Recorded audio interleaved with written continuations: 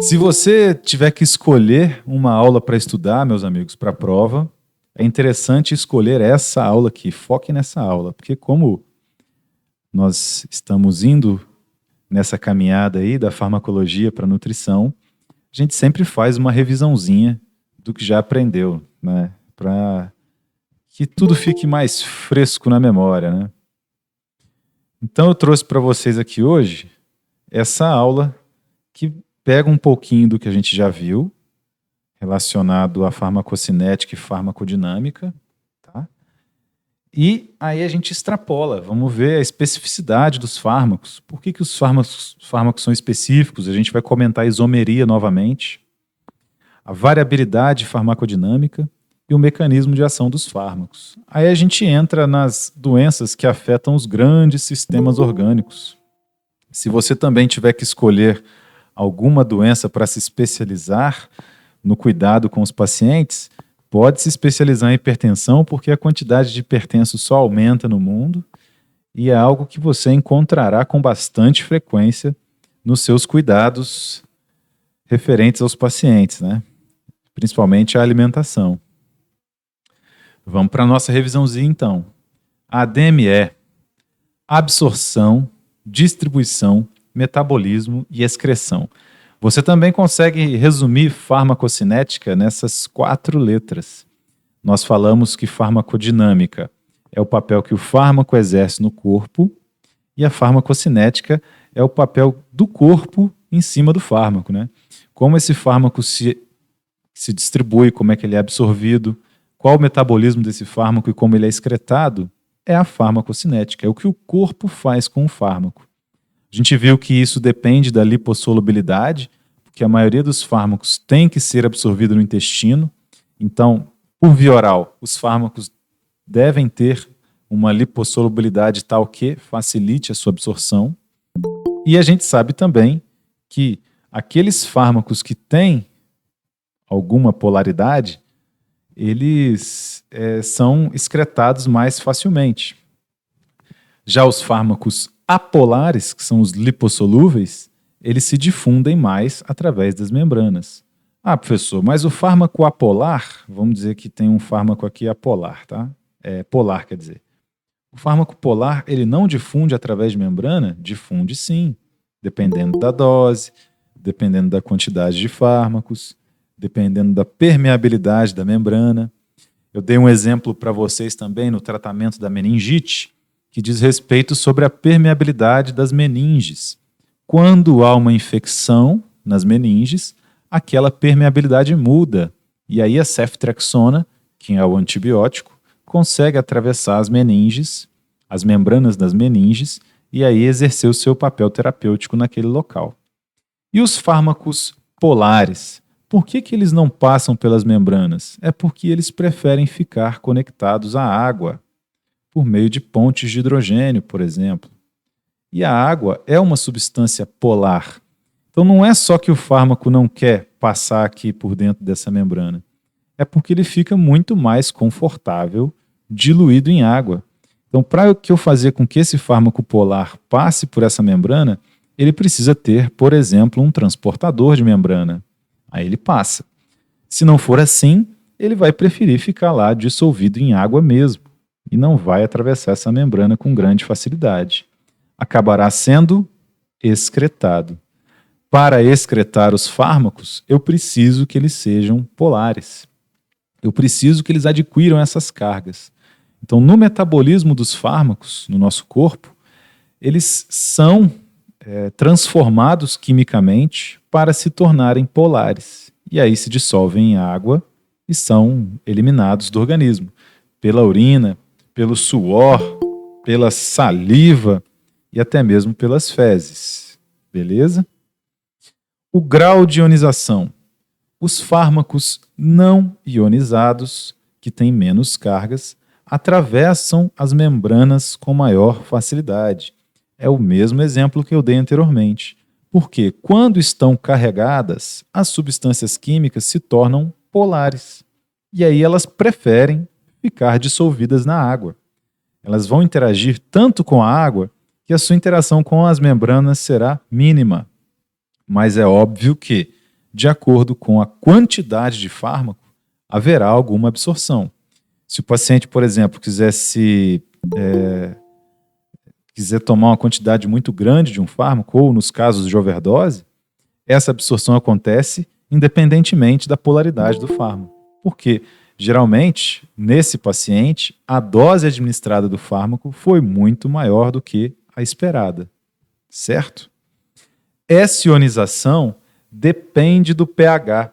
Tudo que nós falamos lá com o exemplo do ácido acetilsalicílico sendo absorvido no estômago ou não sendo absorvido no intestino, e aí a base fraca não sendo absorvida no estômago, mas sendo absorvido no intestino, é para mostrar para vocês que o grau de ionização do fármaco depende desses pHs, dessas bioquímicas diferentes entre esses órgãos, tá?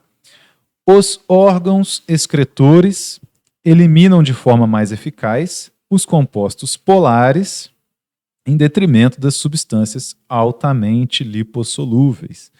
Então, aqui nós temos várias afirmações que dizem respeito do que nós tratamos até agora e é um resumão daquilo que a gente já conversou para ficar mais fixo na memória de vocês.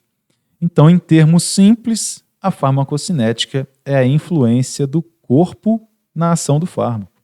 Como que o corpo trata esse fármaco? E aí você tem que já saber, raciocinar clinicamente que no corpo temos pHs diferentes. No corpo, dependendo das vias de administração, o fármaco irá se comportar de forma diferente.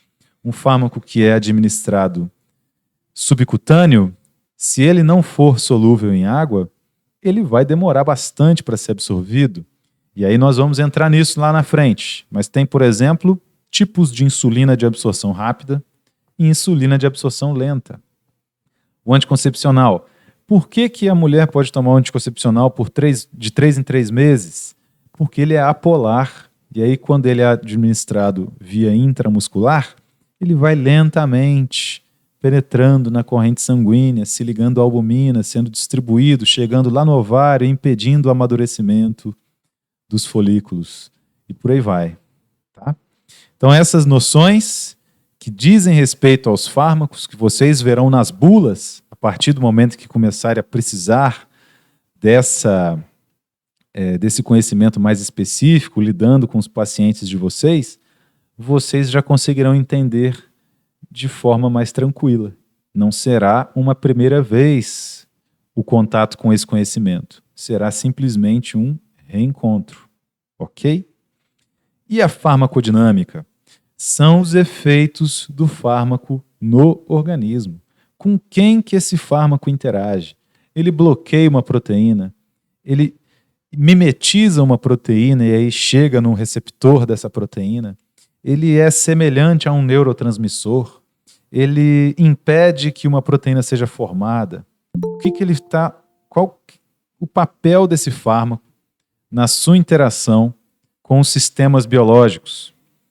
Os efeitos do fármaco são atribuídos à sua interação com componentes macromoleculares, geralmente proteínas. Nós chamamos esses componentes macromoleculares que interagem com os fármacos de receptores ou alvos terapêuticos.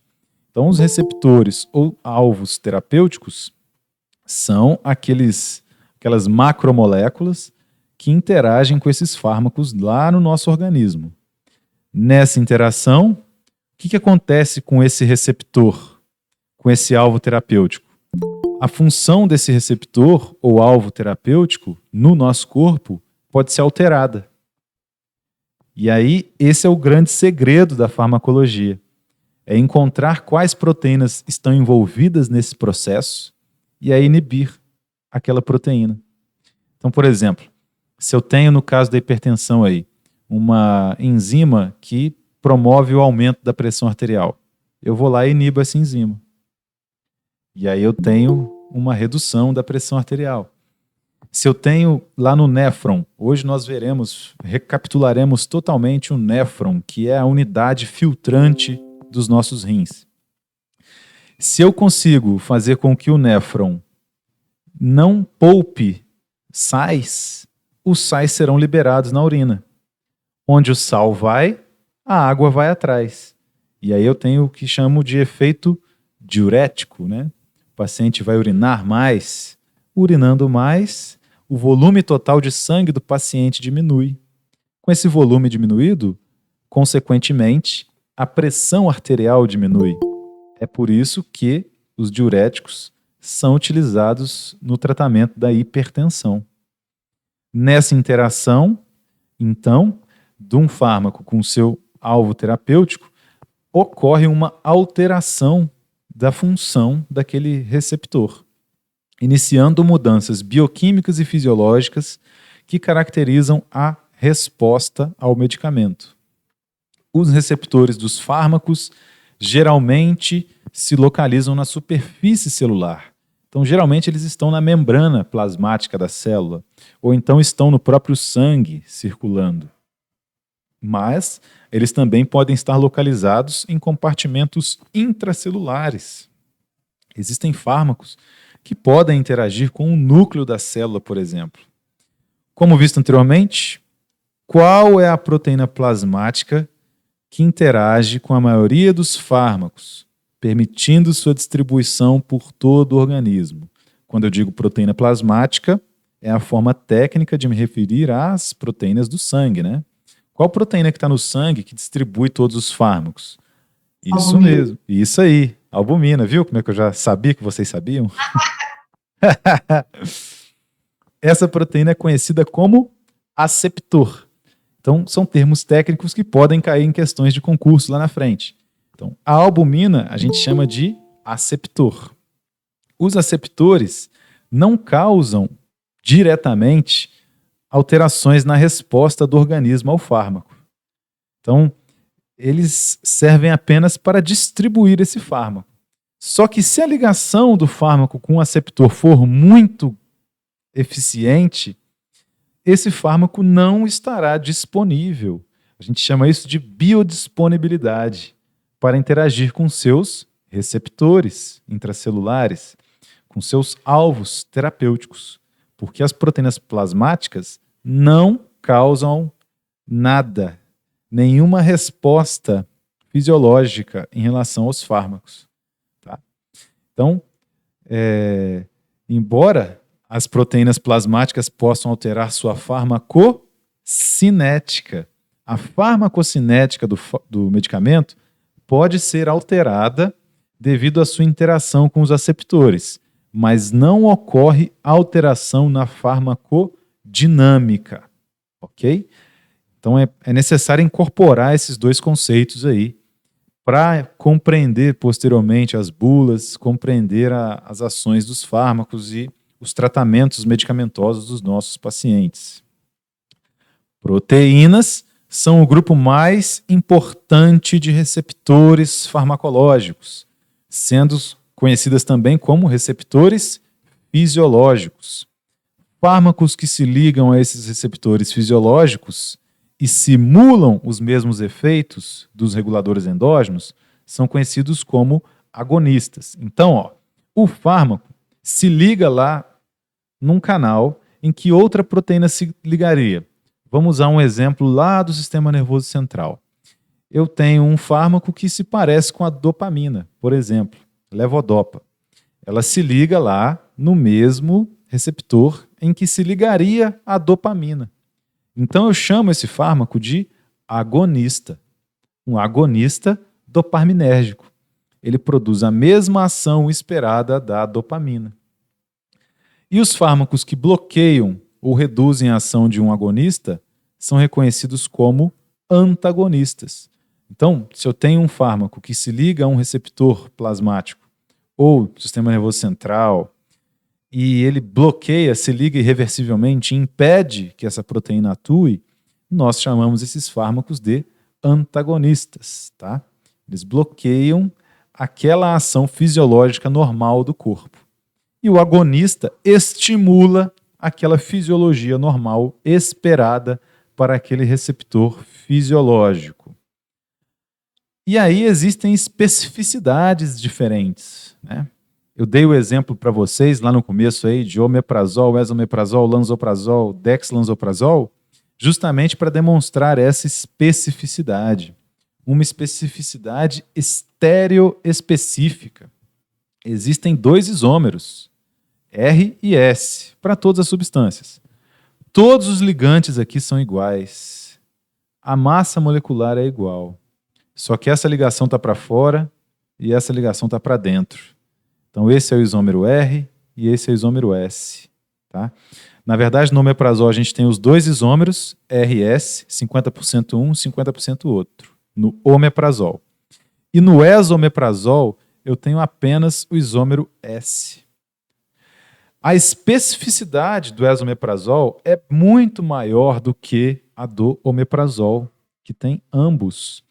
Inclusive, meus amigos, voltando 2 passos atrás do fármaco e indo lá para a síntese do fármaco na indústria farmacêutica, quando eu sintetizo o omeprazol. Sempre vai ter 50% R e 50% S. Aí eu pego esse pó, transformo num comprimido, protejo esse comprimido, beleza, tá aí o omeprazol. Mas lá na indústria, o pessoal usa também uma coluna de separação, que é quiral, e separa só o isômero S. Aí pega esse isômero S separado, joga o isômero R fora, pega o isômero S, transforma em comprimido, protege e está pronto o esomeprazol. A mesma coisa acontece com o lansoprazol. O lansoprazol também é sintetizado nos 2 formatos, isômero R e isômero S. Todo mundo tem esses isômeros. Aí, quando eles separam o isômero R do isômero S, criam o dexlansoprazol. Eu gosto de mostrar esse exemplo porque vários pacientes vão se encontrar com você e perguntar: o médico agora me passou o esomeprazol, mas não é tudo a mesma coisa? É tudo a mesma coisa. O que muda é uma maior interação do fármaco com o seu receptor. Então, por exemplo, se o paciente faz uso de omeprazol durante muito tempo, pode ser que esse omeprazol já não esteja mais fazendo efeito. E aí ele pode alterar para o lansoprazol, por exemplo, ou então utilizar o esomeprazol, e aí verificar que os efeitos voltam a funcionar. Tá? Então, Professor, pois não? desculpe. Por que que tem esse fenômeno aí, se eu posso dizer assim, de não fazer mais efeito, como você disse? É aquilo que nós estávamos comentando antes, né? Uhum. A interação do fármaco com o seu receptor fisiológico, quando ela é estimulada, ocorre que o corpo não gasta energia à toa, né? Então ele pensa assim, poxa, se eu já estou tendo a mesma função que eu esperava, para que eu vou sintetizar esse receptor fisiológico? Eu paro de sintetizar esse receptor fisiológico. E aí esse receptor fisiológico fica menos disponível nas células. No caso aí do omeprazol, são as células da parede do estômago que produzem o ácido clorídrico. Então, existem receptores fisiológicos para essas células, para esses fármacos nessas células. Aí eles chegam lá e inibem as enzimas que sintetizam o ácido clorídrico, né? Com o tempo, o corpo vai percebendo, poxa, não vou colocar então tantas enzimas aqui, não está adiantando nada, vou parar de fazer. É a epigenética, né? São fatores que são alterados de acordo com as condições químicas daquela célula, que são incontroláveis. Cada indivíduo age de uma forma. E aí talvez eu precise alterar de omeprazol para esomeprazol para obter o mesmo efeito terapêutico que eu observava anteriormente, que a quantidade de receptores diminui. O próprio surgimento do diabetes mellitus, por exemplo, o corpo perde a sensibilidade ao hormônio insulina.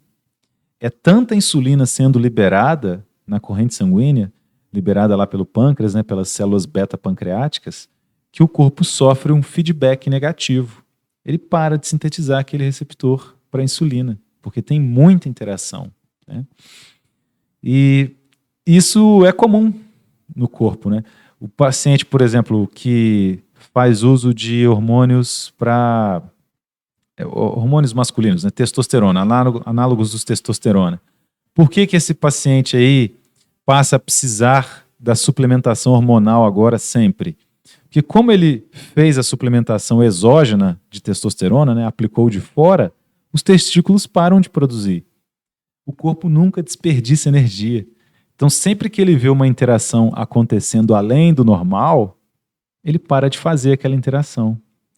Porque ele percebe que está sendo gasta muita energia à toa naquela situação. Então, nós estamos sempre tentando economizar energia, equilibrar catabolismo e anabolismo. Então, esse é um fenômeno comum. E é um fenômeno que é explicado aí pela epigenética. Você expressa lá os seus genes e produz essas proteínas aí. E produz as proteínas que sintetizam testosterona. Se tem tanta testosterona, para que eu vou fazer essas proteínas? Gastar energia para sintetizá-las. O corpo para de sintetizar essas proteínas.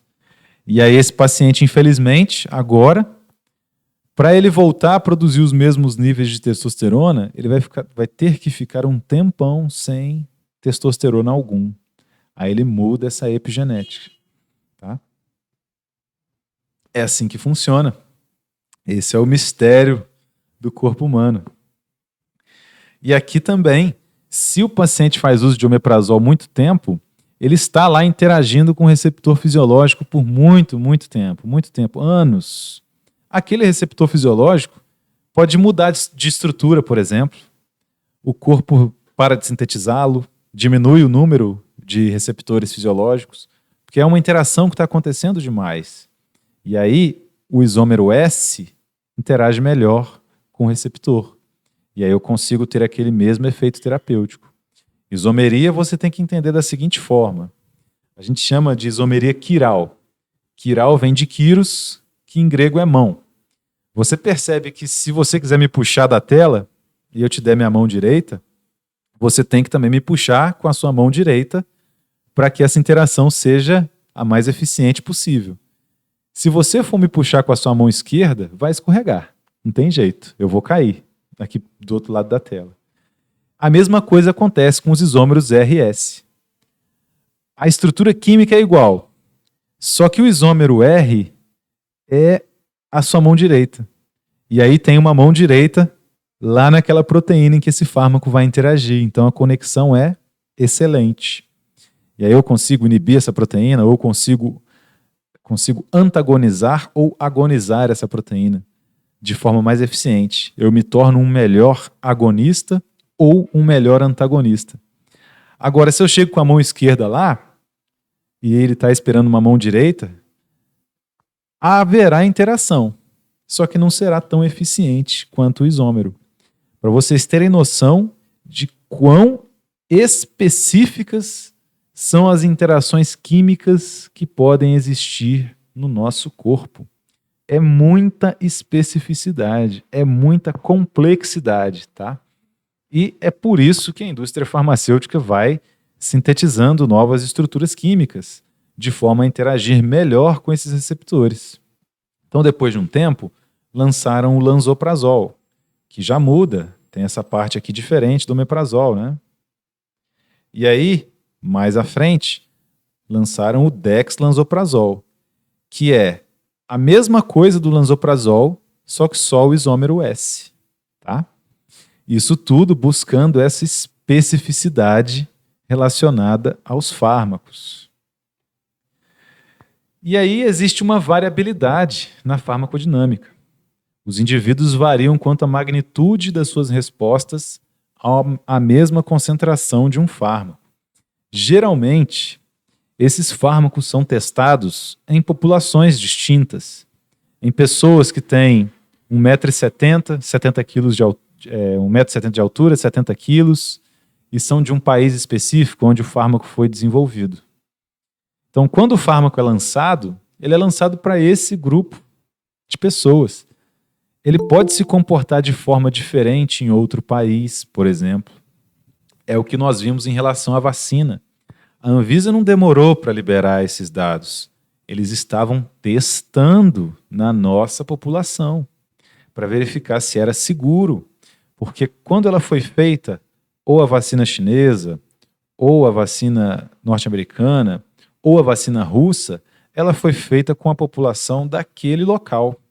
Pode haver interações genéticas típicas do nosso país aqui que não são esperadas, porque a vacina ainda não tinha sido testada numa população como a nossa, tão heterogênea como a nossa, né? A mesma coisa acontece com os fármacos. Então é por isso que você encontrará pacientes que, mesmo sabendo de todo o mecanismo de ação do medicamento, mesmo já tendo funcionado para outros pacientes, naquela pessoa não funciona. Porque existe essa variabilidade farmacodinâmica. Pode estar associada ao metabolismo de primeira passagem, pode estar associada à absorção desse fármaco. Se o paciente, por exemplo, sofreu a cirurgia bariátrica, como já comentamos em aulas passadas, a absorção de certos nutrientes é diferente. A gente viu que, por exemplo, o ferro é mais difícil desse indivíduo que passou pela bariátrica absorver, porque ele perdeu na cirurgia a região do intestino que absorve ferro e vitamina B12. E assim vai.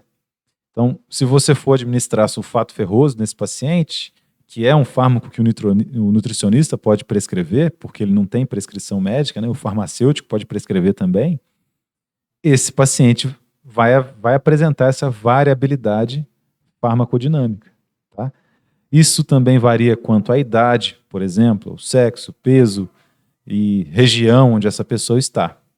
A reatividade do fármaco pode alterar-se em consequência de doenças.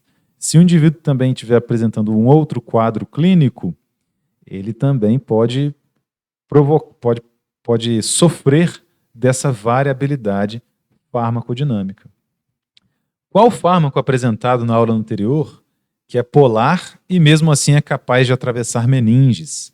Já falamos dele também na introdução dessa aula, né? É o antibiótico aplicado pela via intramuscular.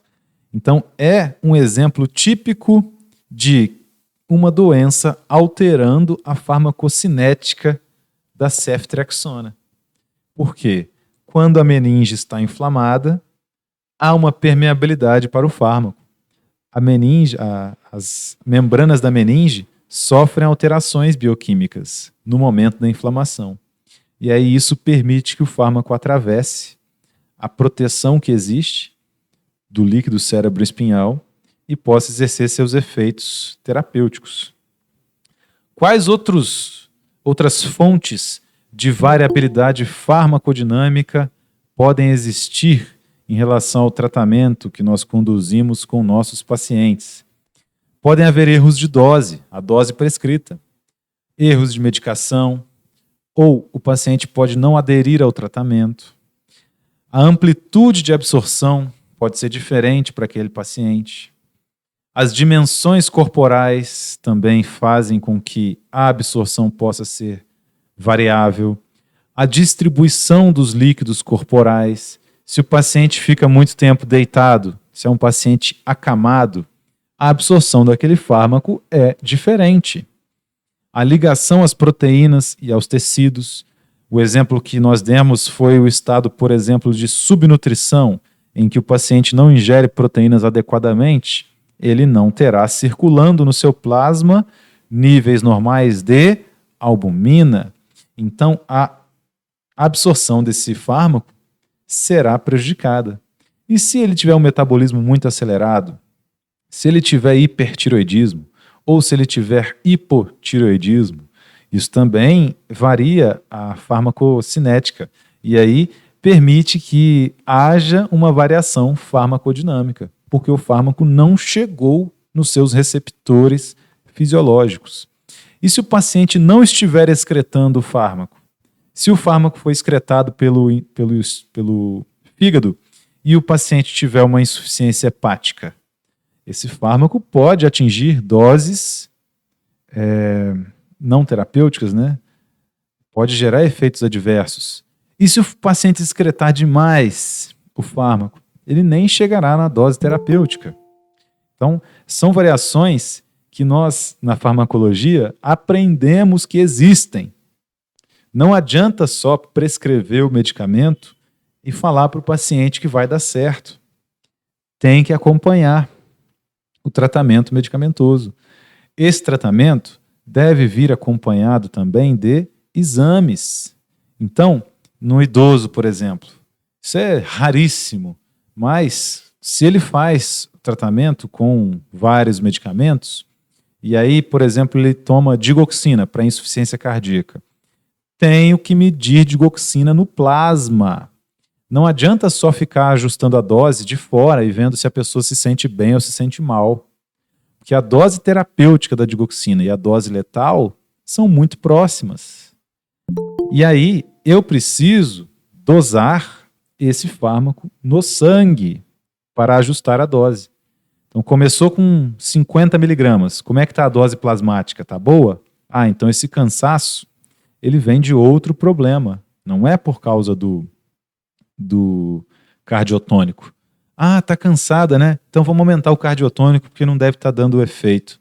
Aí aumenta a dose do cardiotônico, 3 dias depois o paciente evolui a óbito. Porque a dose letal da digoxina, desses cardiotônicos, é muito próxima da dose terapêutica. Tá? Então, temos que acompanhar esse paciente, fazer um serviço de acompanhamento excelente e temos que receber bem por isso, claro. Mas se houver a oportunidade, acompanhe de perto aí o paciente. Essas informações da necessidade de acompanhamento plasmático do medicamento, todas constam nas bulas, quando é necessário. Tá? Então não é algo que você não sabe que existe. Existe, tem que ser encorajado pelos profissionais de saúde. Outras variáveis fisiológicas, patologias, fatores genéticos, interação com outros fármacos, desenvolvimento de tolerância e dessensibilização, que é o que nós comentamos, né? O paciente já não tolera mais aquele fármaco, ele faz o uso do medicamento e o medicamento já não interage com seus receptores. Ou os receptores estão dessensibilizados. A interação com o fármaco receptor está alterada. O estado funcional do órgão já não é o mesmo. A seletividade, o fármaco não é seletivo para aquele órgão. Existem fármacos, por exemplo, que podem interagir com órgãos diferentes. Existem fármacos que são utilizados para o coração, os beta-bloqueadores do coração, que também interagem no pulmão. Tem um fármaco para hipertensão que é o captopril, com certeza vocês já ouviram falar, ele provoca tosse. Porque o alvo terapêutico dele, a enzima que ele inibe, tem um análogo no pulmão. Uma enzima análoga no pulmão. Então, vários pacientes que usam captopril também desenvolvem esse sintoma de tosse. Professor, pois não? Desculpe, nesse caso, não tem como substituir por um outro que não tenha essa ligação aí lá no pulmão, com esse receptor? Sim, é por isso que a indústria, os pesquisadores, eles desenvolveram o enalapril. O enalapril é o captopril, só que sem tosse. A interação ficou mais específica para a enzima que está envolvida na hipertensão. É por isso que o enalapril substituiu, né? Foi a segunda geração relacionada aí ao captopril, que foi desenvolvido usando o veneno da jararaca. Então, primeiro era o veneno da jararaca, da Botrytis jararaca, aí veio o captopril, aí veio o enalapril. E assim os pesquisadores da farmacologia vão consertando, né? Melhorando, otimizando a estrutura dos medicamentos. Tá? Eu acho que tem isso na aula de hoje. A gente vai olhar lá uma foto da jararaca. Legal. O efeito placebo também pode existir e a resistência, no caso de antimicrobianos. Então, se você usa um antimicrobiano de forma incorreta, não termina de tomar o medicamento, ele pode induzir uma resistência microbiana. O que acontece? As bactérias são fenomenais, são brasileiras, elas não desistem nunca, nunca. Elas sempre encontram uma forma de se adaptar. Tá? A velocidade com que as bactérias se adaptam aos medicamentos, antibióticos, é muito maior do que a nossa capacidade de produzir novos antimicrobianos. É por isso que hoje em dia os medicamentos antimicrobianos são controlados. Além do DNA bacteriano aqui presente, as bactérias podem fazer um DNA circular, que é chamado de plasmídio. Então, um dos mecanismos de resistência bacteriana conhecidos são os plasmídios. Então, beleza, eu uso um antibiótico, esse antibiótico entra aqui nessa bactéria, na hora que ele está quase matando ela sintetiza uma enzima que degrada esse antibiótico. Aí aumenta essa enzima aqui, degradou.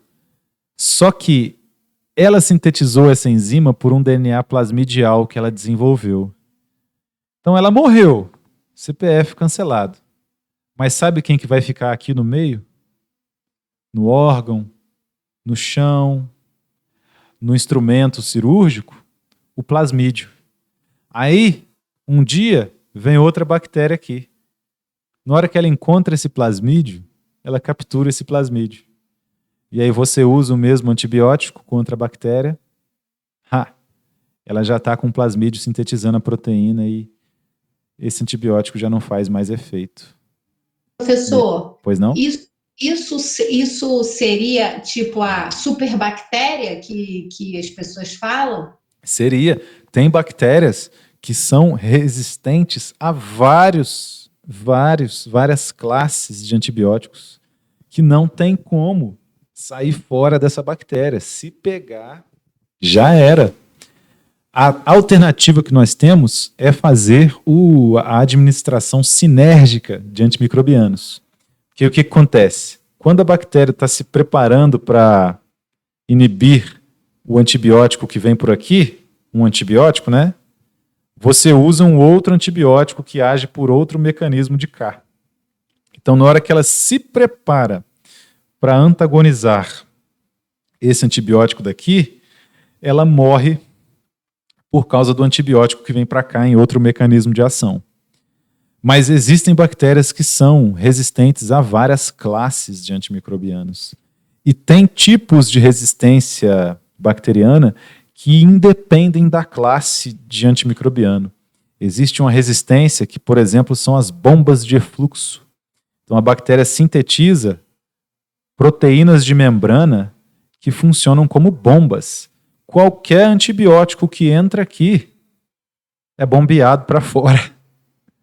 Tá? Aí não tem jeito, é covardia, professor. Covardia, não tem jeito, mas elas são resistentes. As bombas de efluxo são alvo aí de diversas pesquisas para antagonismo, né?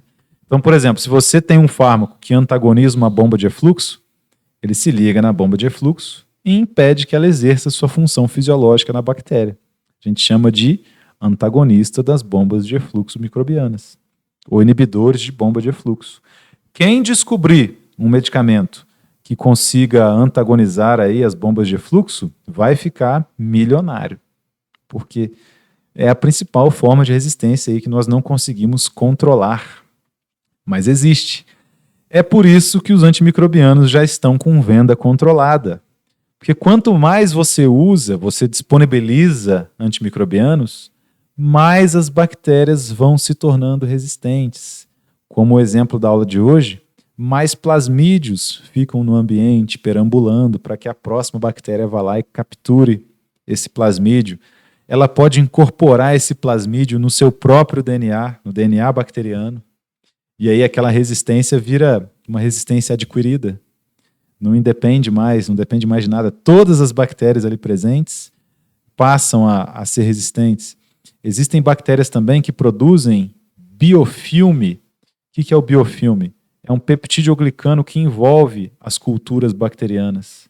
Então, quando ela cresce, por exemplo, a endocardite bacteriana, né, que é um perigo, essa bactéria crescendo lá naquelas frestas que nós temos lá no coração, se elas criarem biofilme, o fármaco simplesmente nunca vai chegar nelas, não. E elas vão continuar crescendo, se multiplicando. Entra água aqui, entra glicose, carboidrato, entram alimentos, mas o fármaco não, porque o biofilme impede a entrada dos fármacos. Então, de fato, é um perigo. É por isso que a gente tem que usar os antimicrobianos de forma racional. E é por isso que eles são controlados atualmente. Professor, Pois não? quando eu era criança, isso, tempo de vovô garoto, a minha avó fazia isso. Qualquer coisa que a gente tinha, ia lá na farmácia, conhecia lá o dono da farmácia, esse remédio era antibiótico, tacava antibiótico na gente. Era o benzetacil, né? Intramuscular. Sim. Só que como nessa época aí isso era muito pontual, era mais difícil de observar o surgimento da resistência a antimicrobianos. Agora, numa grande cidade, por exemplo, você pega lá um hospital que tem um trânsito de umas 1.000 pessoas por dia nos leitos lá, entre funcionários, entre profissionais de saúde, colaboradores do setor de limpeza, etc. É muita gente, né? E muita gente carregando muitas bactérias o tempo todo. Ali é que é o problema. Porque se os antimicrobianos estiverem sendo utilizados aí em grande quantidade, a chance de uma bactéria resistente surgir é bem grande. Tá? Agora, nesses casos pontuais aí de antigamente, não, era o medo das crianças, né, chegar no farmacêutico e tomar aquela injeção de benzetacil intramuscular. E essa injeção resolvia tudo, né, que o pessoal tinha. Sim. Não ficava nada para trás. Muita gente conta essa história, né? Eu gosto muito de ir em boteco. Aí eu vou para os botecos lá em Resende, né? Tem uns amigos lá. Aí eles sabem que eu sou farmacêutico, aí vão contando essas histórias. Contam de um farmacêutico lá de Resende que chamava Secretário. Tinha uma farmácia lá onde é a Maquel, aí conta a história dele, etc, etc, que tinha medo, que a sala do farmacêutico tinha cheiro de álcool 70, ele não esquece o cheiro até hoje. Mas, infelizmente, o farmacêutico perdeu essa comunicação com a população, né? Que é algo que nós estamos tentando reatar atualmente nas drogarias. O farmacêutico, né? Era tipo um médico, né? Assim, maior credibilidade. Sim, até hoje, com muitos pacientes, a gente tem mais credibilidade do que o médico. Mas precisa ser um farmacêutico bom também, né? Não pode ser o cara que está lá só passando receita para o Sistema Nacional de Gerenciamento de Produtos Controlados.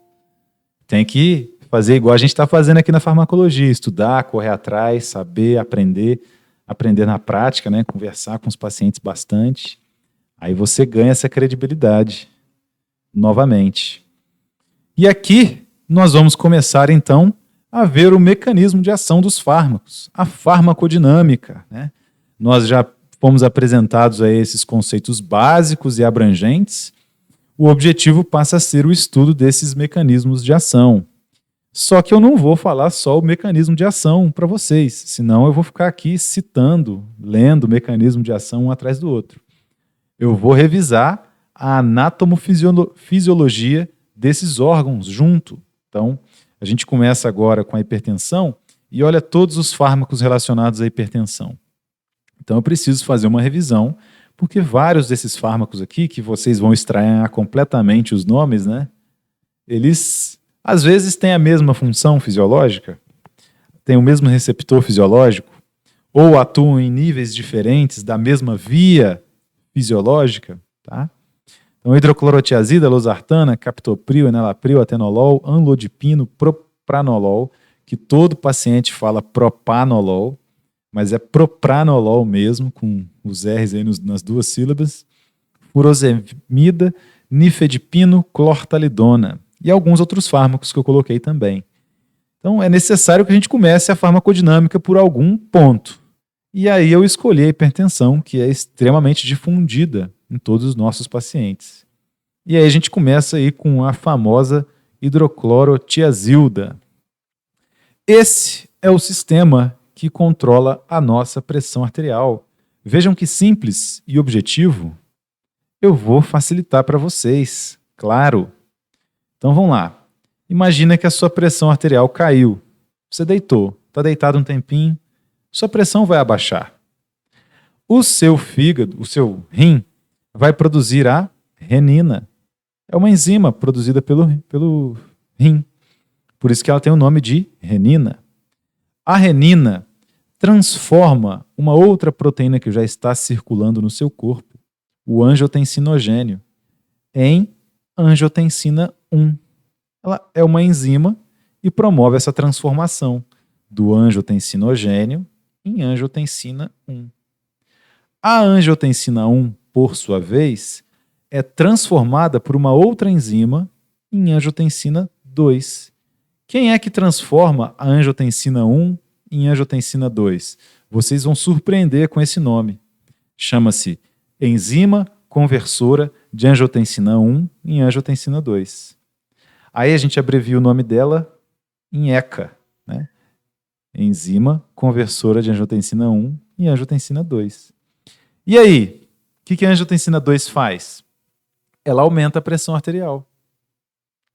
Ou ela vai lá na suprarrenal era o nome antigo, agora a gente chama isso de adrenais, e promove a liberação faz com que a adrenal libere aldosterona.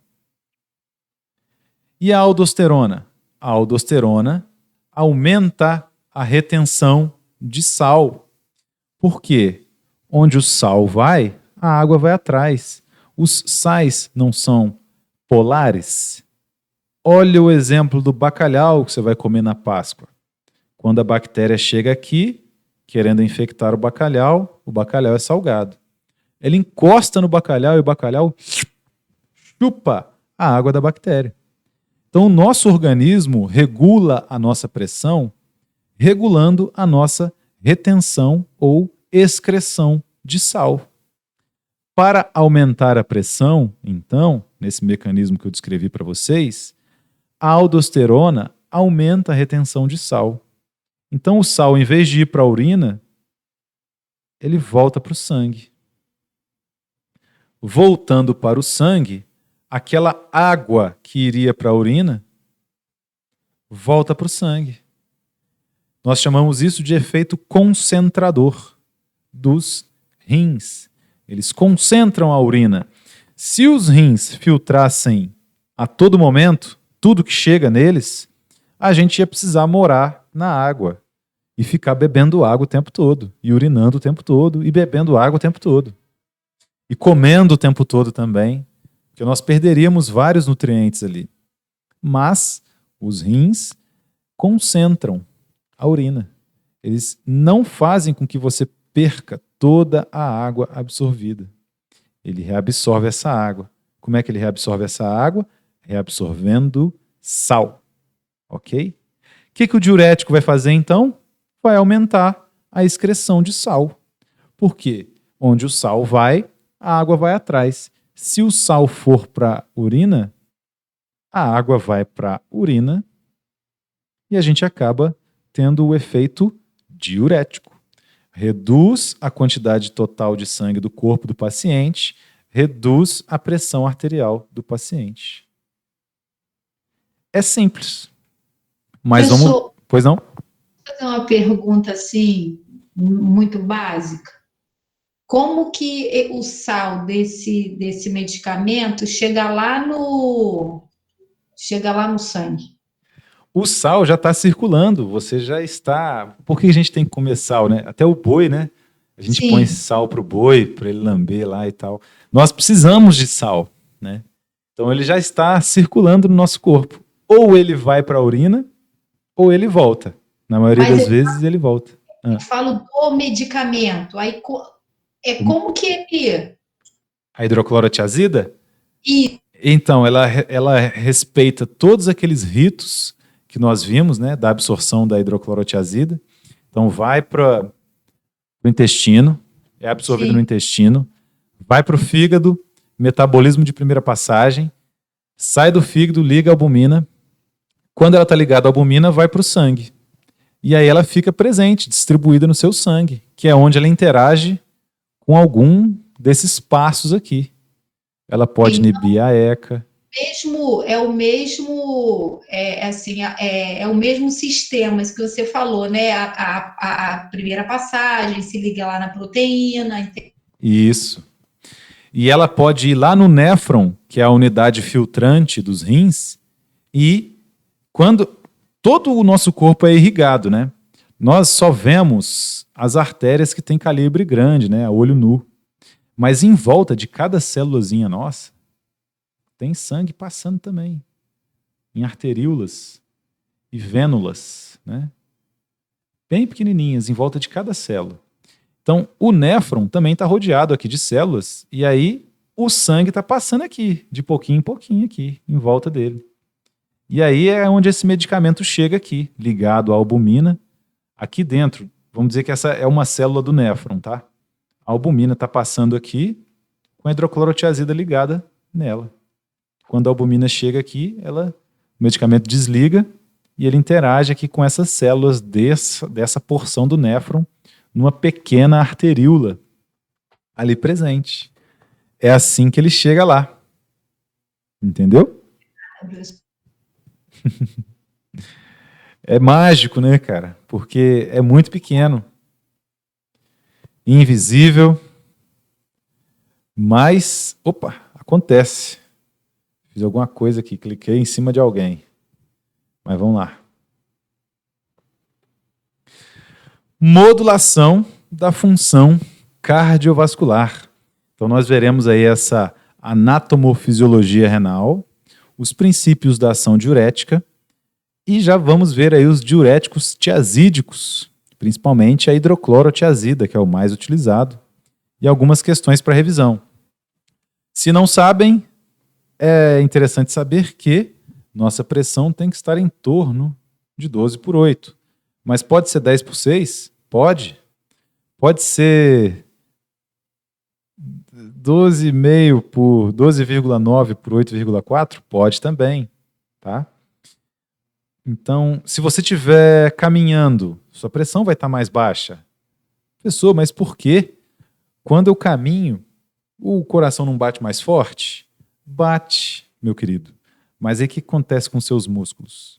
Normalmente, o sangue não entra aqui dentro de um músculo. Imagina que esse aqui é o seu quadríceps femoral. Quando você está aqui sentado ouvindo a aula tranquilo, o sangue não está precisando entrar aqui. Você não está contraindo o músculo. Mas quando você começa uma caminhada, os canais de sangue que irrigam internamente aqui o músculo vão todos ser abertos e permitir essa melhor irrigação, porque oxigênio precisa chegar aqui. Oxigênio ligado à hemoglobina que está dentro das hemácias.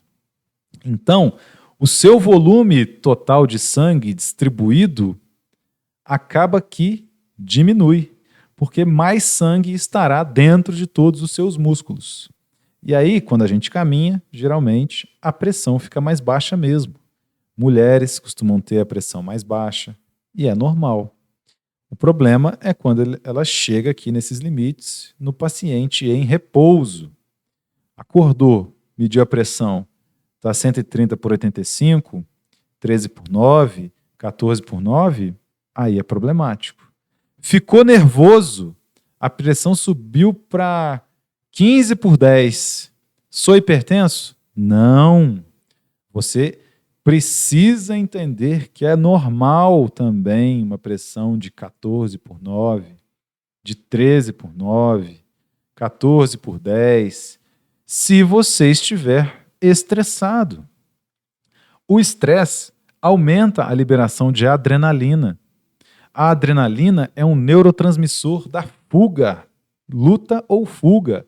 Se eu sair de casa aqui agora, descer aqui perto do BM e for lanchar e alguém tentar me assaltar, eu vou liberar adrenalina na minha circulação sanguínea.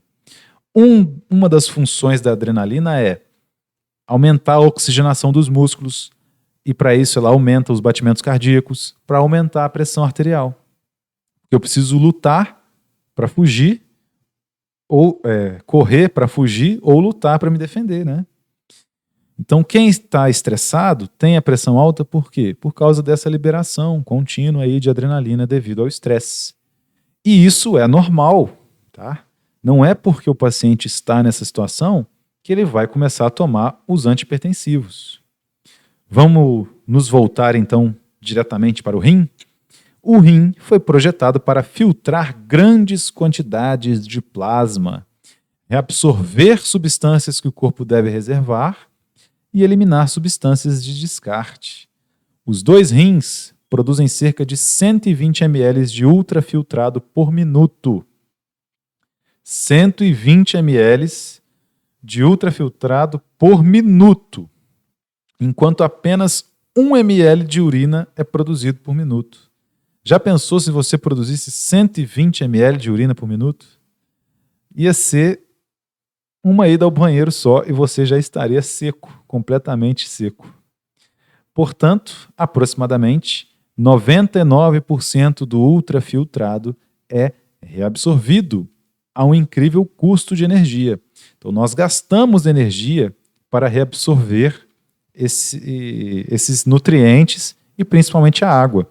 Só que essa reabsorção, apesar de gastar energia, gasta menos energia do que ir lá na floresta caçar um animal para eu me alimentar novamente. Do que ir lá na beira do lago, cheio de crocodilos, para tomar água. Então é uma energia muito bem gasta, né? Se nós formos verificar como é que era a nossa vida lá no tempo das cavernas. Bom, pessoal, não se assustem. Esse aí é o néfron.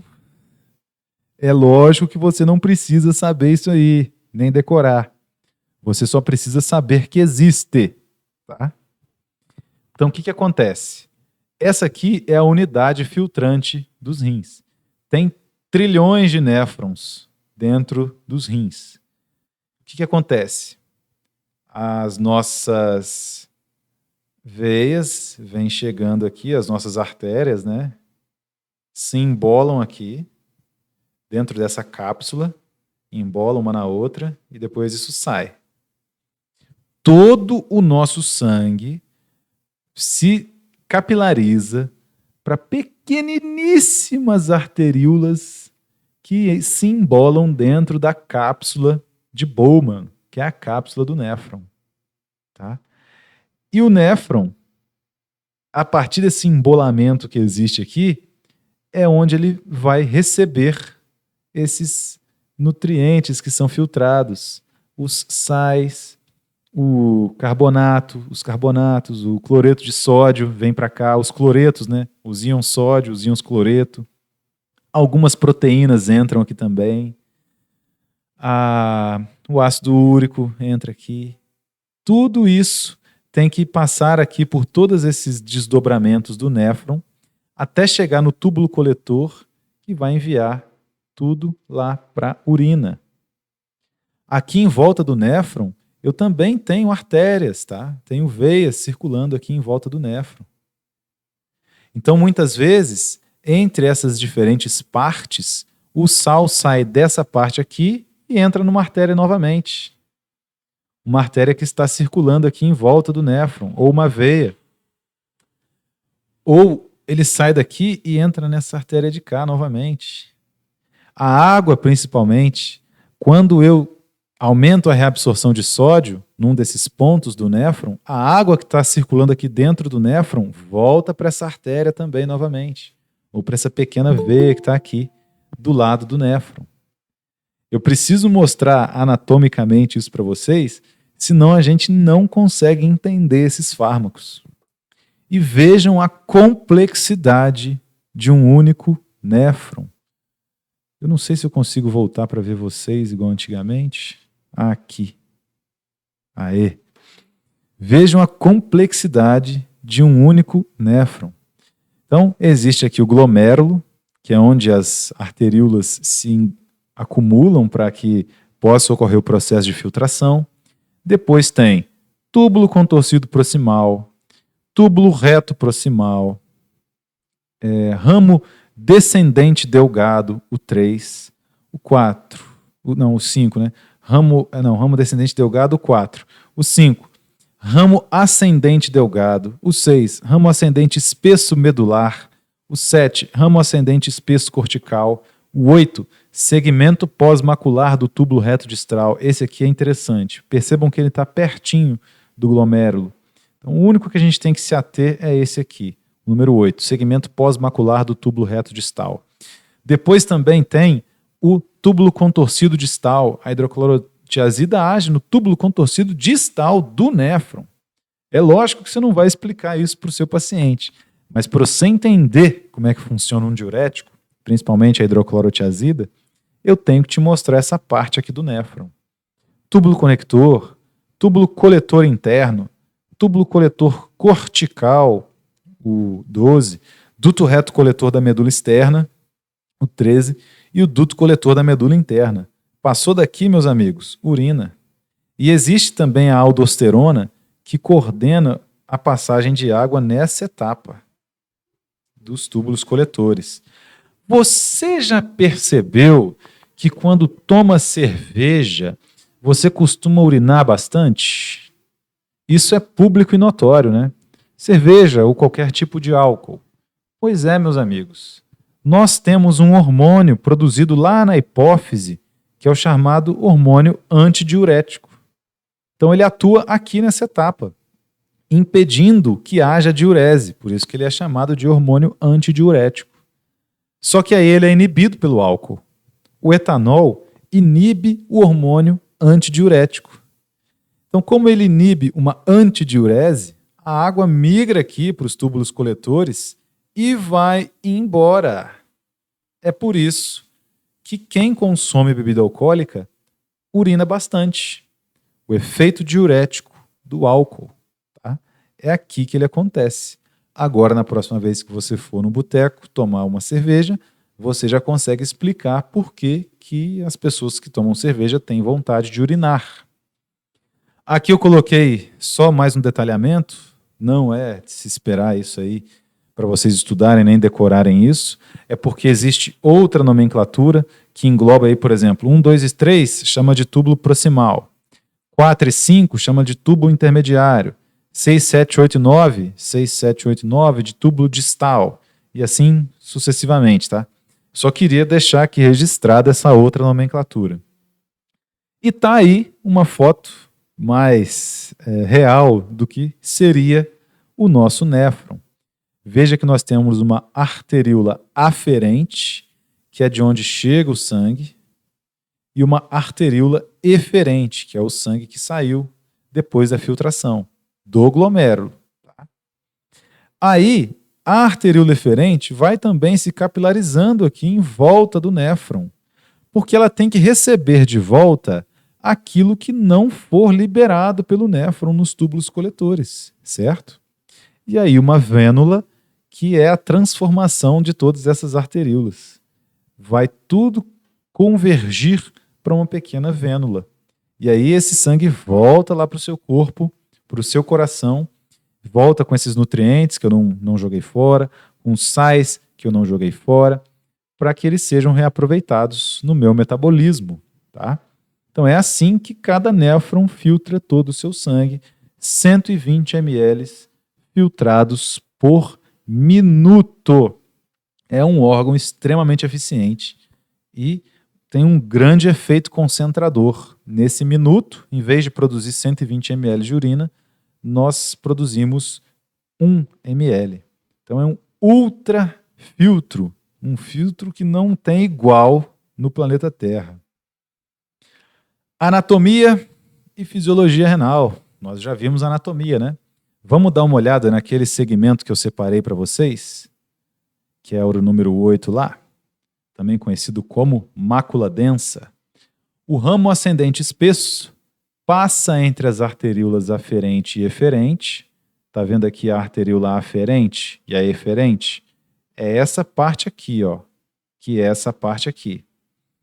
E faz contato com a arteríola aferente. Então ela encosta aqui na arteríola aferente por meio de um grupo de células conhecidas como mácula densa. Então percebam que aqui está o switch que o néfron usa para perceber como é que está a nossa pressão arterial. De acordo com a quantidade de sangue que está entrando aqui na arteríola aferente, esse grupinho de células que está aqui, meus amigos, percebe se a pressão está alta ou se a pressão está baixa. É assim que o seu corpo coordena a sua pressão arterial. Então a mácula densa sente as concentrações de NaCl que deixam a alça de Rindle. Tá? quando ela sente essas concentrações aqui de sódio, de NaCl passando por dentro dela, ela também coordena essa pressão arterial. Se a concentração de sódio que estiver sendo eliminada for muito elevada, a mácula densa envia um sinal químico para a arteríola aferente do néfron, para essa arteríola aqui que está chegando o sangue, e provoca sua constrição. Isso reduz a taxa de filtração glomerular. Então, quando dentro do néfron aqui, dentro desse pedacinho do néfron, tem muito NaCl, o que a mácula densa faz? As células da mácula densa fecha essa torneira aí. Pode mandar menos sangue para filtrar, porque essa pressão vai cair. Então, se eu continuar filtrando mais e mandando mais NaCl embora, a pressão vai cair demais. Então, vamos dar uma parada aí nessa filtração. E essa partezinha aqui é que é responsável por controlar, portanto, a nossa pressão. Você pode tirar uma onda e chamar de segmento pós-macular do túbulo reto distal. Mas, para mim, você só precisa saber que isso aqui existe. Isso faz parte da explicação para que você sinta que você entendeu onde atua a hidroclorotiazida. Então, no túbulo proximal, no 1, nessa primeira parte aqui do néfron, o que é reabsorvido? Aqui ocorre a reabsorção de 65% do sódio de forma isotônica. Essa parte, as células que envolvem esse túbulo proximal, são permeáveis à água. Então, aqui, quando eu reabsorvo o sódio, eu reabsorvo água também. Tá? Aí, beleza. O filtrado continua passando aqui no interior do néfron. Aí ele chega, os outros 25% são na alça de Raynaud. Ele chega aqui na alça de Raynaud, que é o 2. Ramo descendente, distal. É muito permeável à água, enquanto sua permeabilidade ao cloreto de sódio e ureia é baixa. Então aqui, nessa parte, a água sai, mas NaCl e ureia não sai mais. Então ainda nessa etapa, no 2, a gente consegue reabsorver água, mas aqui já começa a aparecer o seguinte, a gente vai jogar essa ureia e esse sódio embora. Então, tenta regular esse negócio aí para frente, senão a gente vai ter que urinar bastante e vamos perder água, que é um solvente muito importante para o corpo. Beleza. No ramo ascendente, que é 3, ele já é permeável ao NaCl e é impermeável à água. Então, no 3, volta o cloreto de sódio, mas não volta a água. Tá? E, finalmente, nos ductos coletores, que é aqui o 4, eles ajustam a composição do volume do ultrafiltrado. É aqui que o nosso hormônio antidiurético, ADH, fica atuando o tempo todo para que você não urine muito. Só que quando você bebe, o etanol vem cá e inibe o ADH.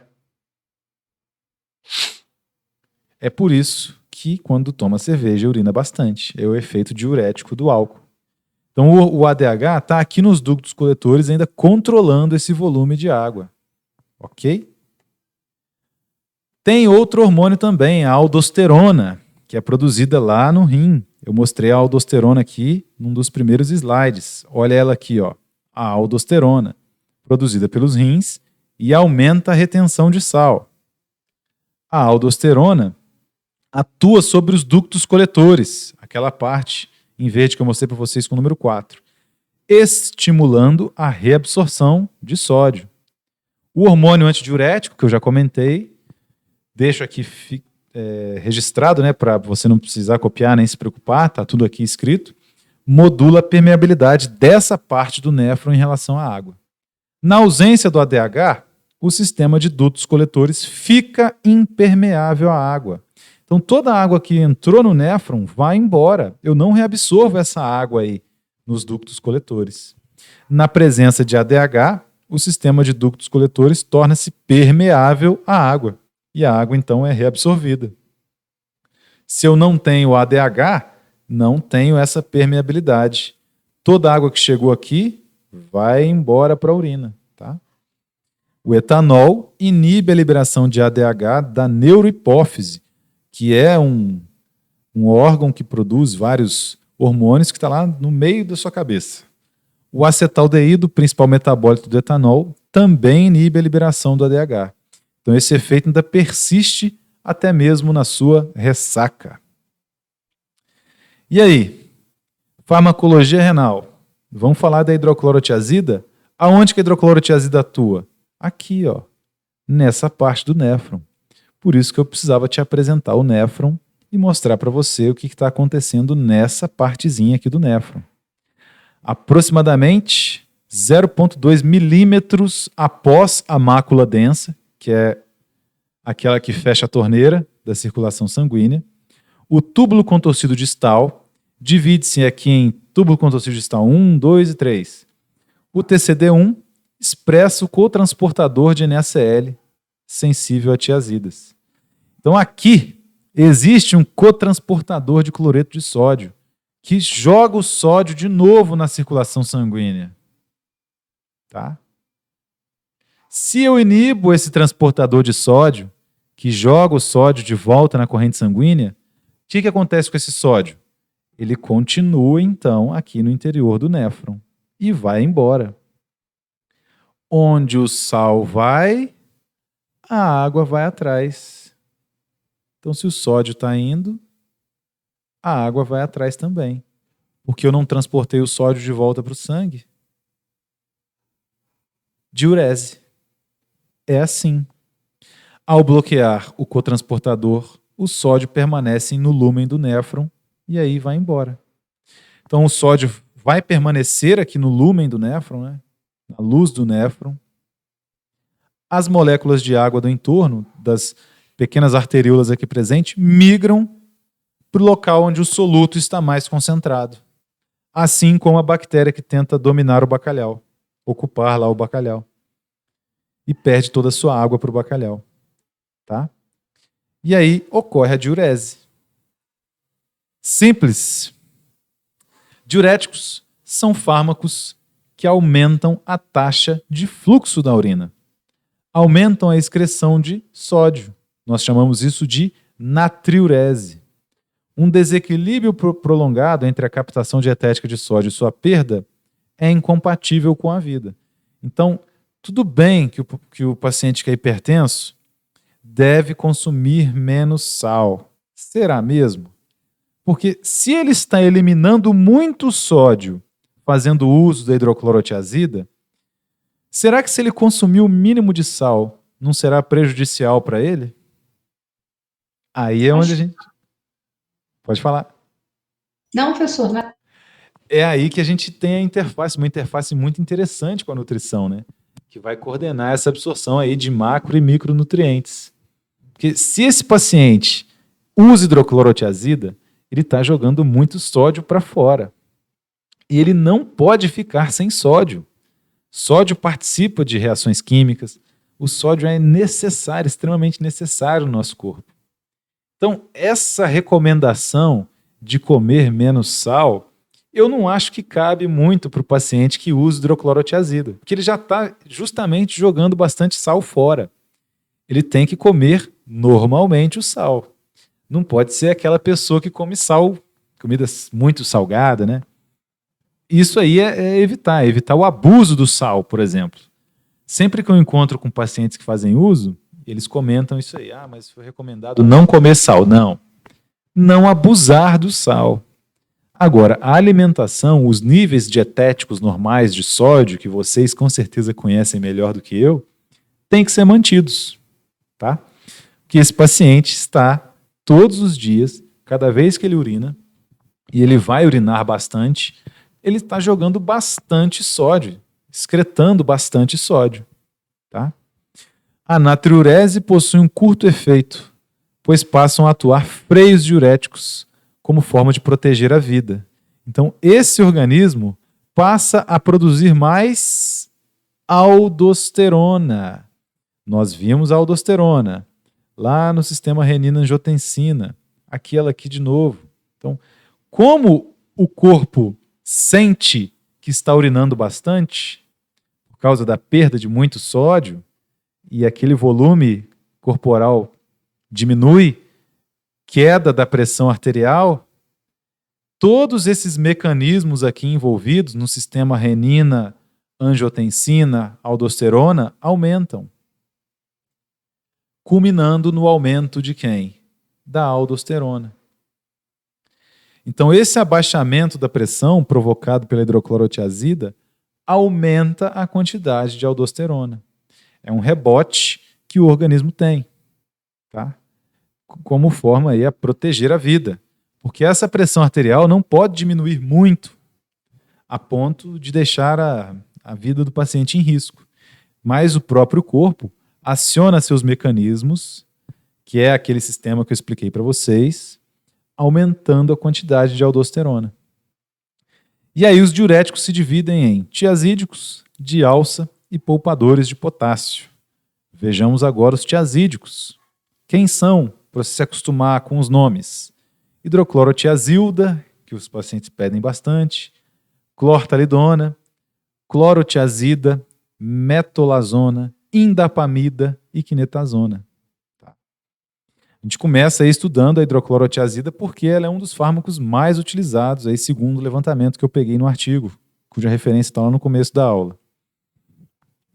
A hidroclorotiazida e esses outros aqui também, tá? Que são também diuréticos tiazídicos, são destinados ao tratamento da hipertensão arterial, quer isoladamente ou em associação com outros fármacos. Mas, professor, por que tem que usar uma associação?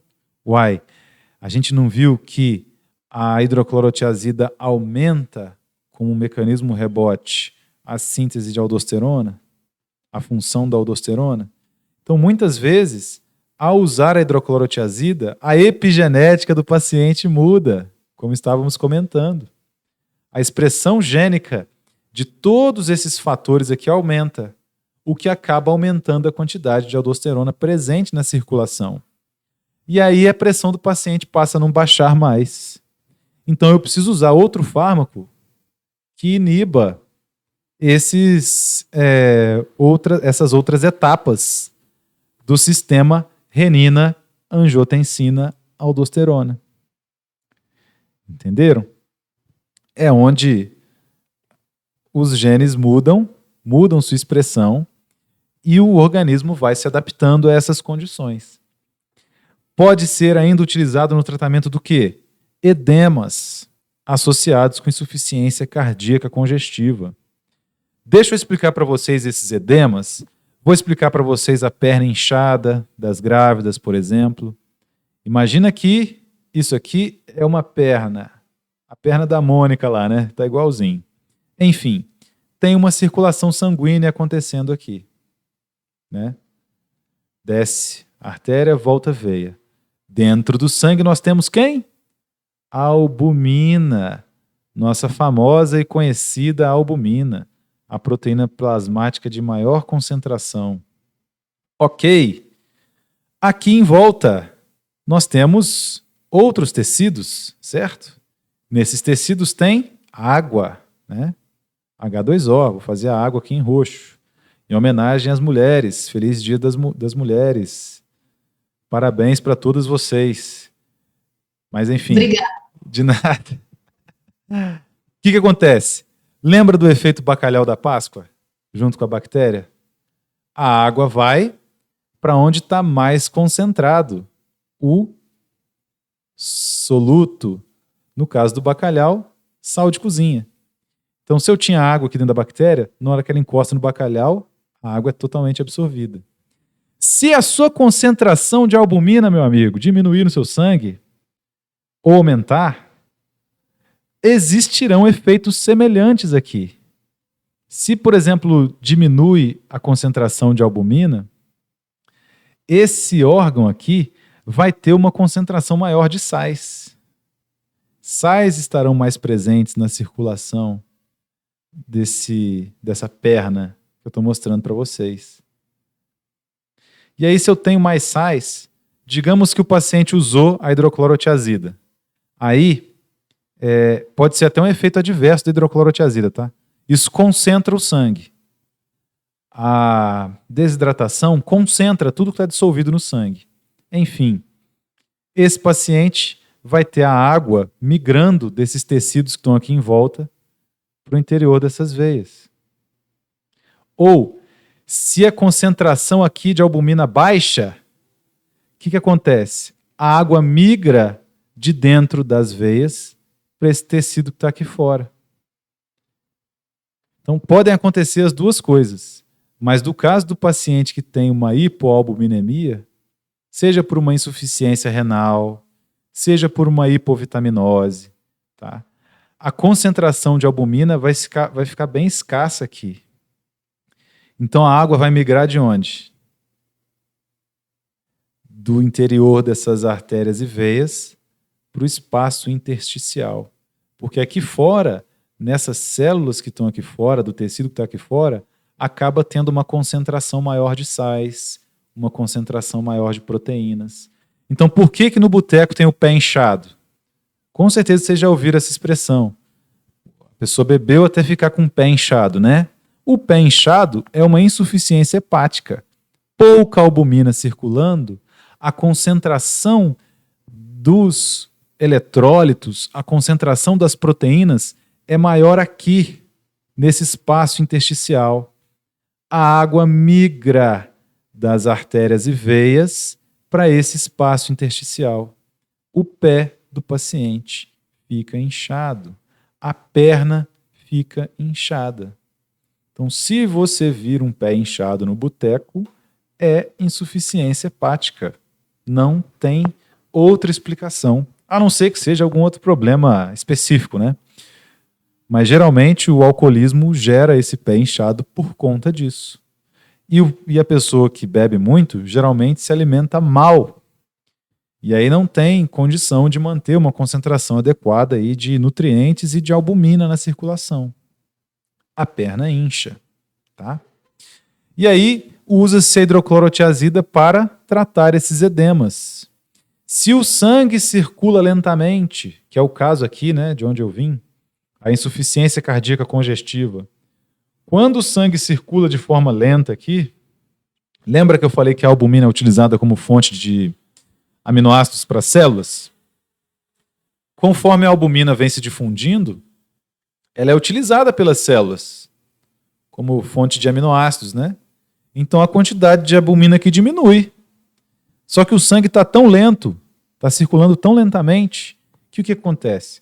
Não chegou mais albumina aqui ainda.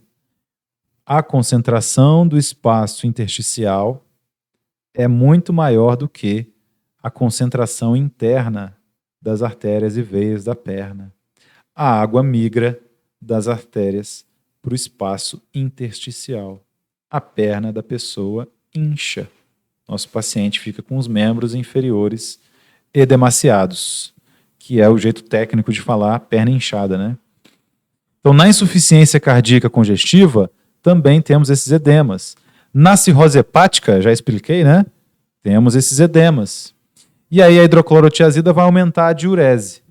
Quando a hidroclorotiazida aumenta a diurese, eu reduzo o volume total de sangue no corpo desse paciente, porque eu urinei bastante. Se eu reduzo o volume total de sangue, existirá um fator concentrador no meu sangue. Como eu reduzi o volume total, a albumina que tinha, por mais que estivesse escassa, ela vai concentrar. Concentrando, a concentração no interior das artérias e veias se torna maior do que a do espaço intersticial. O que a água faz? Sai desse espaço intersticial e volta para artérias e veias. Curei o meu edema de pernas. Não é interessante? Essa é a explicação bioquímica do efeito farmacológico da hidroclorotiazida para resolver aí os edemas provocados por insuficiência cardíaca congestiva, cirrose hepática. E a terapia com corticosteroides, né? Esses corticosteroides são assim chamados porque eles parecem muito com o cortisol. É uma pergunta que uma aluna me fez. O cortisol, dexametasona, não podem ser usados por longos períodos porque eles mimetizam o cortisol. E o cortisol atua em diversos diversos caminhos metabólicos do corpo, entre eles podendo provocar esses edemas. E os estrógenos também, né? Os hormônios que as mulheres utilizam para prevenir a concepção, também podem causar esses edemas. E aí a hidroclorotiazida é empregada nesses edemas, para tratar esses edemas. Também é eficaz no edema relacionado a várias formas de disfunção renal, como síndrome nefrótica, glomerulonefrite aguda e insuficiência renal crônica. Vou voltar no exemplo só para fixar. Aqui, da mesma forma, está acontecendo uma diluição do sangue. Por quê? O que é insuficiência síndrome nefrótica, insuficiência renal, glomerulonefrite? O rim não está filtrando. Ele está mandando tudo que chega lá embora. Ele não está reabsorvendo nada. Isso é que é um rim insuficiente. Como ele está mandando tudo embora, todos os nutrientes, ele manda até as proteínas. O que acontece com a concentração de albumina nesse paciente com glomerulonefrite aguda, insuficiência renal crônica? Diminui a concentração de albumina no sangue. Em comparação ao espaço intersticial, ele se torna mais concentrado. A água migra de dentro das artérias e veias para o espaço intersticial, provocando o edema. Ok? E aí a hidroclorotiazida vai e reduz o volume total de sangue, concentrando tudo que está ali presente. Quando eu concentro, a água volta para as minhas artérias e veias. Ok? Simplesmente questões de equilíbrio osmótico. Se você for fazer um concurso para a área de saúde, vai cair algum equilíbrio osmótico associado a algum desses efeitos aí relacionados. Só um minutinho, gente, estão tocando a campainha aqui em casa? Já volto, tá?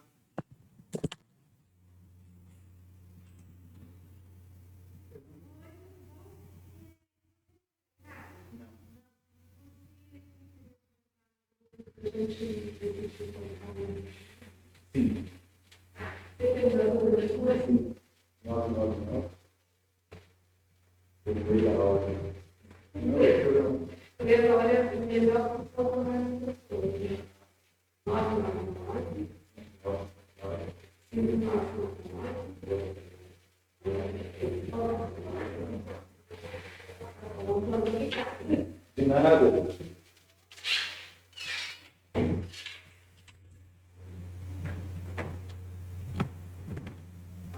Desculpa, pessoal. Voltando aqui. Então, é bom que deu tempo para vocês refletirem aí sobre esse esquema bioquímico que justifica todos esses edemas. Os edemas provocados por qualquer uma dessas circunstâncias. Só é preciso ter um raciocínio clínico para imaginar o que está acontecendo ali. É por isso que é tão importante fazer com que vocês se lembrassem da albumina lá no começo da disciplina. E a hidroclorotiazida, né? É o diurético tiazídico. O mecanismo do efeito antihipertensivo dos diuréticos tiazídicos não é totalmente conhecido. Assim como a metformina, por exemplo, e vários outros medicamentos que são utilizados aí no dia a dia.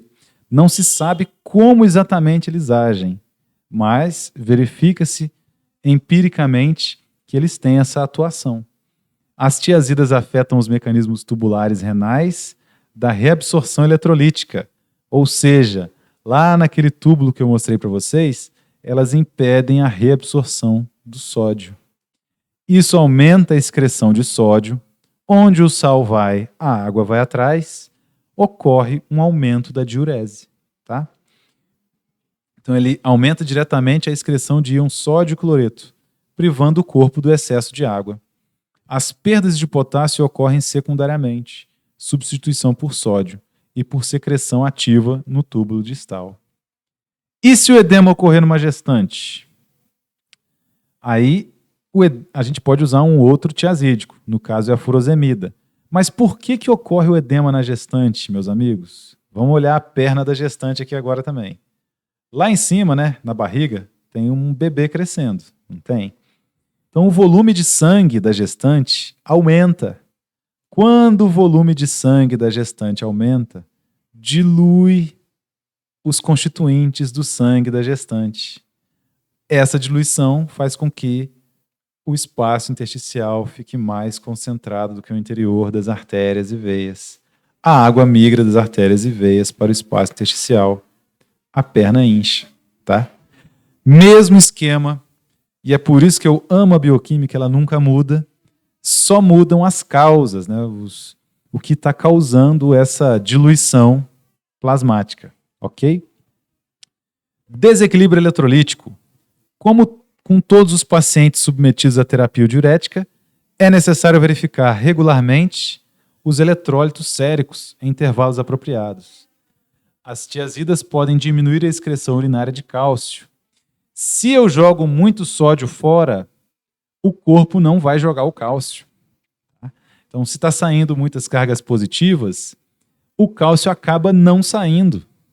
E isso pode causar sérios problemas no nosso paciente. Isso causa uma elevação ligeira e intermitente da concentração sérica de cálcio, sem quaisquer distúrbios perceptíveis no metabolismo do cálcio. Também alguém me perguntou isso esses dias. A suplementação... Foi você, né? Já aproveito para... Tá vendo como é que é bom vocês me fazerem perguntas? Que aí eu vou lembrando de colocar isso durante a aula. O cálcio, ele participa das contrações musculares. Então, o diurético aumenta a excreção de sódio. Então, eu não excreto tanto cálcio, porque já tem muita carga positiva sendo mandada embora. O corpo vai tentar poupar esse cálcio para fazer com que ele elimine menos água, né? Já está tanta diurese acontecendo naquele paciente que eu vou poupar aqui meus íons cálcio. Se eu aumento a quantidade de cálcio no corpo e o cálcio participa das contrações musculares, as minhas contrações musculares podem ficar mais fortes, mais severas. E isso é prejudicial para alguns pacientes, tá? E esse cálcio tem que ser medido, porque ele não muda o metabolismo do cálcio em relação aos ossos, mas ele predispõe o paciente a infartos, ok?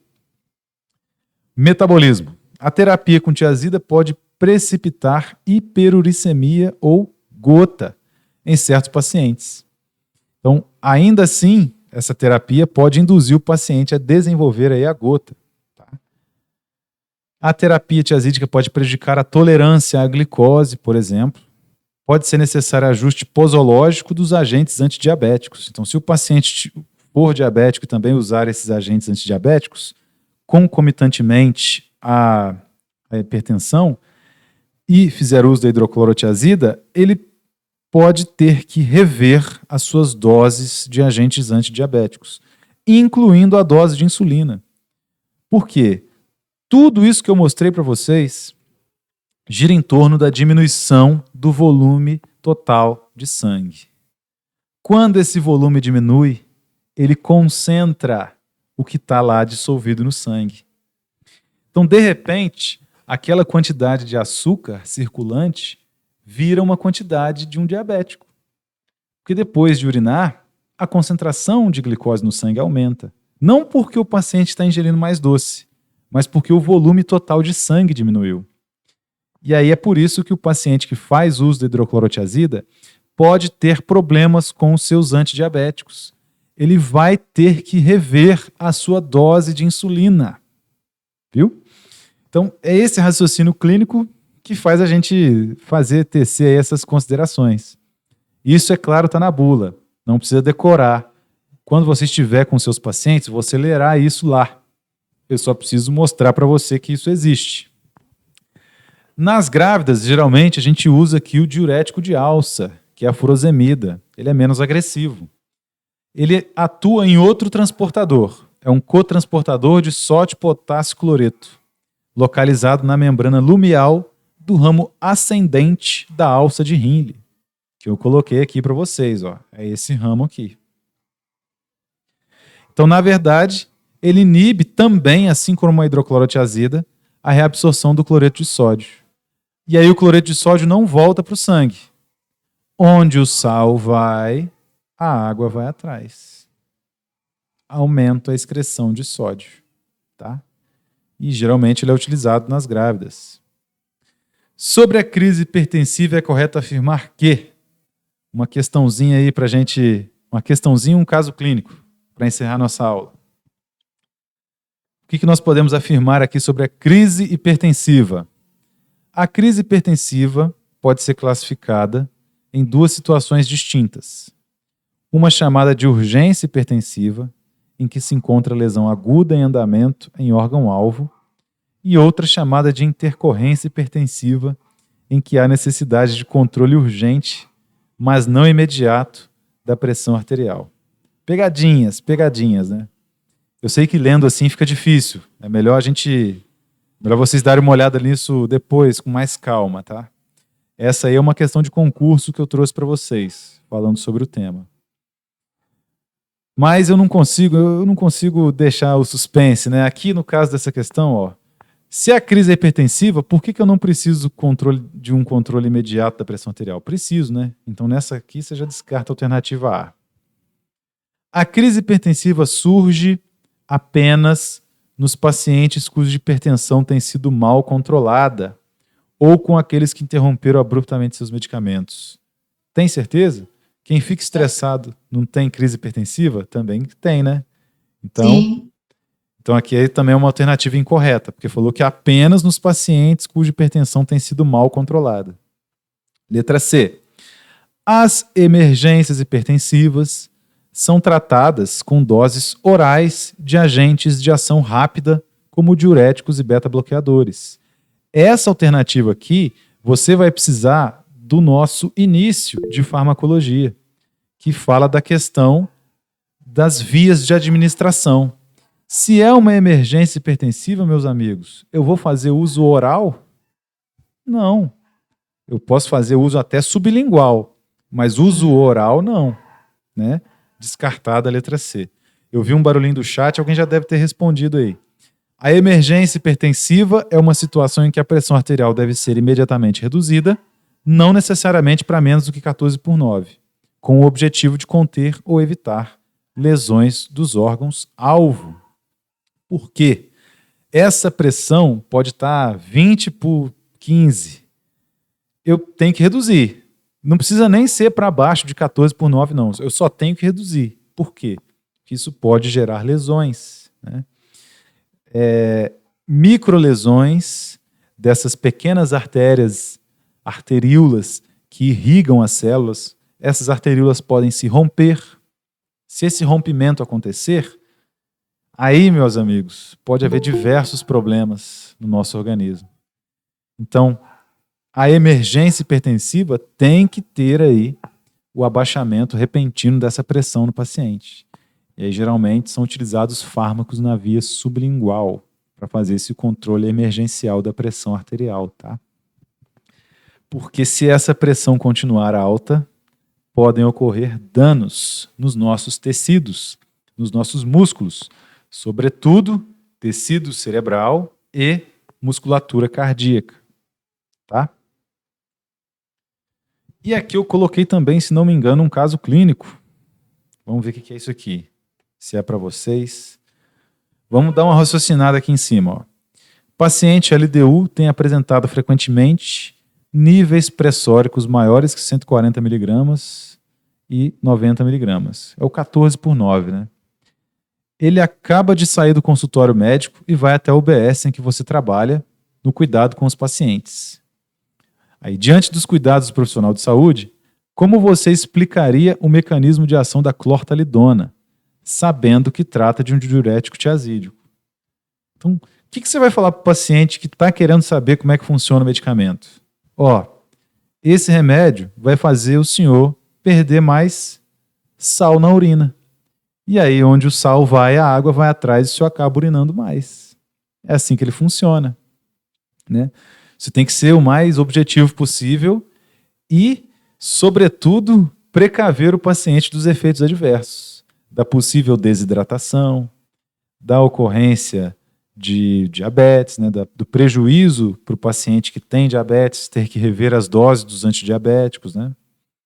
E aí eu pus um verdadeiro ou falso também. Diuréticos tiazídicos aumentam a reabsorção de cálcio?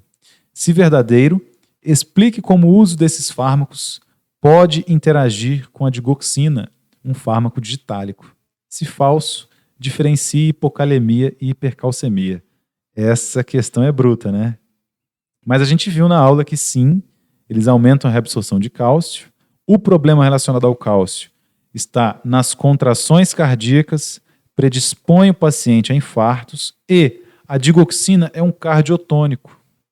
Podem pegar a bula da digoxina. Eu coloco esses nomes desses fármacos aí, aleatoriamente, para estimular você a buscar a bula do profissional e se inteirar mais. Muitos pacientes usam digoxina, tá? Então, se a digoxina é um cardiotônico, aumenta os batimentos cardíacos para quem tem insuficiência cardíaca, e eu aumento a concentração de cálcio, eu tenho um bom perigo aí para esse paciente, tá? Porque caso a concentração de digitálico, né, de digoxina, seja a concentração terapêutica, o aumento do cálcio é prejudicial para esse paciente que está com o coração normal, tá?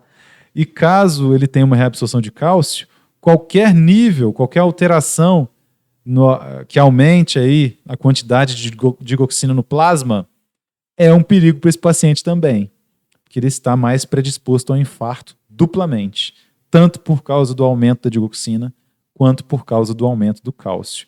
E aí eu digo para vocês, o paciente usa hidroclorotiazida, urina, o que acontece com tudo que está dissolvido no sangue dele?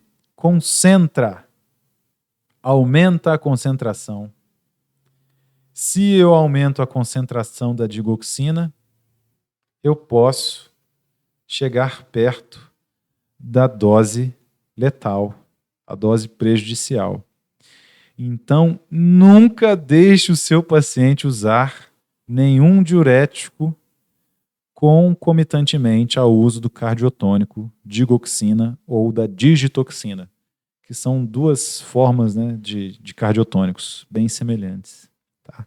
Isso aqui é só para colocar, fixar aí na cabeça de vocês essa questão relacionada a cálcio, digoxina, contração muscular, diurético, concentração de tudo que está no sangue. Então eu vou perguntar na prova, o paciente era diabético, desenvolveu hipertensão e agora as doses de insulina não são mais suficientes para reduzir a glicemia. Por quê? Porque durante a diurese provocada pela hidroclorotiazida, todos os constituintes dissolvidos no sangue se concentram, inclusive a glicose. O paciente passa a ter uma hiperglicemia por conta disso. Talvez precise utilizar uma dose maior de insulina. Simples, tranquilo, objetivo. Dúvidas, sugestões, comentários, fico à disposição de vocês, meus amigos. Esses foram os diuréticos tiazídicos e a furosemida, que é um diurético de alça. O senhor tem que escutar essa aula toda de novo, e o meu teteco aqui já está um batendo no outro. Se não tiver tempo, se estiver trabalhando, se não tiver tempo de estudar, estiver difícil, vá nos exercícios, faça os exercícios 2, 3, 4, 5 vezes, porque é o raciocínio desses exercícios que eu cobro na prova. Não precisa decorar lá a alça de Hindley, nada. Decoreba não é comigo. Eu já fui aluno também, tem pouco tempo, né? E eu sei como é ruim. Mas aquela perna, veja quantas vezes eu mostrei aquela perna para vocês durante a aula hoje, explicando como é que surge o edema no paciente que tem insuficiência hepática, insuficiência renal ou na grávida. São esses temas que eu vou cobrar depois, esse raciocínio aí. Tá? Então é mais fácil do que parece. Só que eu tenho que dar uma aula excelente para vocês. Eu não posso ficar aqui só falando naquilo e pronto. Só lendo o bula e pronto. Estou explicando o que o farmacêutico sabe a respeito desses medicamentos. Beleza? Beleza. Ficamos assim por hoje, então. Hora de cozinhar um bocado. Fazer minha janta.